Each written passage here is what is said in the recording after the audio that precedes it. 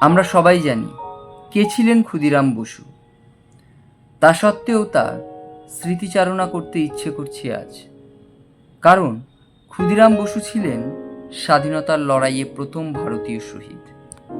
British ভারতে আর 4টে ভারতীয় বালকের মতন ছিলেন, কিন্তু বয়স যখন 15 বছর হলো, এই সময় তিনি যুগান্তর দলে যোগদান করেন এবং এই দলে উপস্থিত স্বাধীনতা সংগ্রামীদের দৃষ্টি আকর্ষণ করেন। যুগান্তর দলের হয়ে বিভিন্ন প্রকার স্বাধীনতার কাজে যোগদান করতে থাকলেন।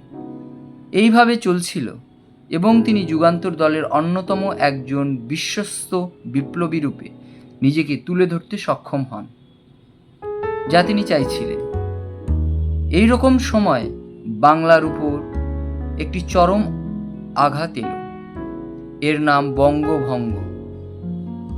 1905 সালে এর ভয়াবহ রূপ দেখলেন গোটা ভারতবর্ষের সাধারণ মানুষ। এর পরিপ্রেক্ষিতে যুগান্তর দল নির্ণয় নেয় যে এই বঙ্গভঙ্গ যে করাতে চাইছিল, অর্থাৎ ব্রিটিশ আধিকারিক কিংসফোর্ডকে হত্যা করতে হবে, এবং এর দায়িত্ব দেওয়া হয়েছিল ক্ষুদিরাম বসু এবং তার বন্ধু প্রফুল্ল চাকিকে।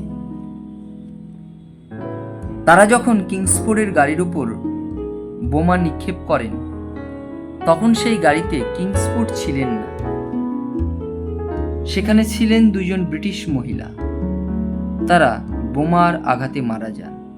এই বোমা ছুঁড়ে যখন ক্ষুদিরাম এবং প্রফুল্ল চাকি পালিয়ে যাচ্ছিলেন, তখন ব্রিটিশ পুলিশেরা তার পেছনে ধাওয়া করলেন ধরার জন্য। প্রফুল্ল চাকি যখন বুঝলেন পুলিশেরা তাকে ধরে ফেলবে, তখন তিনি নিজেই নিজেকে গুলি করেন এবং ক্ষুদিরাম ধরা পড়লেন এবং শাস্তিরূপে ক্ষুদিরামকে বিহারের মুজফ্ফরপুর জেলে ফাঁসি দেওয়া নির্ণয় করা হয়। দিনটি ছিল 11ই আগস্ট 1908 সাল।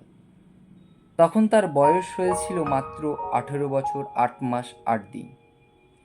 এই বীর বিপ্লবী যখন দেশের জন্য হাতে গীতা নিয়ে ফাঁসির দড়ির দিকে যাচ্ছিলেন, তখন বলেছিলেন আবার তিনি আসবেন এবং ভারতকে স্বাধীনতা দেওয়ার যজ্ঞে নিজেকে নিবেদন করবেন। তাই ক্ষুদিরাম বসুর পরবর্তী স্বাধীনতা সংগ্রামীরা তার নামকে মন্ত্রের মতন ব্যবহার করেছিলেন। ক্ষুদিরাম বসু 18 বছর বয়সে যা করে গেলেন ভারতবর্ষের জন্য, মানুষ 80 বছর বেঁচেও এই পৃথিবীতে তা করে যেতে পারেন না। অতএব তার সাহস ও দেশের প্রতি ভালোবাসা আমাদের প্রত্যেককেই স্বাধীনতার যজ্ঞে নিবেদন করার জন্য, এগিয়ে যাওয়ার জন্য অনুপ্রাণিত করেছিল সেই সময়।